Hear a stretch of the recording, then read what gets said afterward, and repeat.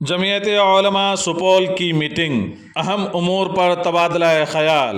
جمعیت علماء سپول کی مجلس عاملہ کا یک روزہ میٹنگ مدنی جامع مسجد میں حضرت مولانا رمضان علی قاسمی صدر جمعیت علماء سپول کی صدارت میں منعقد ہوئی۔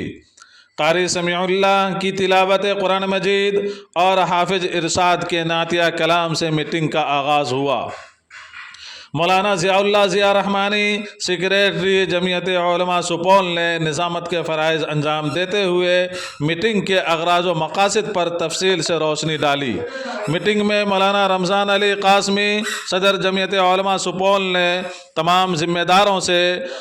24 نومبر 2024 کو باپو سباہگار میں تحفظ آئین ہند و قومی یکجہتی کانفرنس میں زیادہ سے زیادہ لوگوں کی شرکت کی بات کہی۔ انہوں نے فرمایا کہ ہم لوگ عوام الناس میں بیداری مہم شروع کریں اور جمعیت کے خدمات سے لوگوں کو واقف کرائیں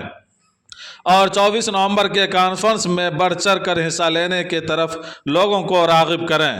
جمعیت علماء سپول کے نائب سیکریٹری قاری رضوان احمد نے بتایا کہ تحفظ آئین ہند و قومی یکجہتی کانفرنس میں زیادہ سے زیادہ لوگوں کے ساتھ ہم لوگ شریک ہوں گے اور ہم سب لوگ اس کو کامیاب کرنے کی مکمل کوشش کریں گے انشاءاللہ۔ میٹنگ کے اہم شرکاء میں حاجی یونس جنرل سیکریٹری جمعیت علماء سپول، حافظ نسیم اقبال خزانچی جمعیت علماء سپول،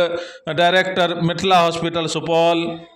مولانا سراج عالم نعمانی نائب سیکریٹری، مولانا نیاز احمد قاسمی نائب صدر جمعیت علماء سپول، مولانا نظام الدین اشاعتی نائب صدر جمعیت علماء سپول، حافظ اقبال، حافظ میکائل، حافظ عثمان، حافظ اطہر، ماسٹر سلیم اور دیگر حضرات شریک محفل رہے۔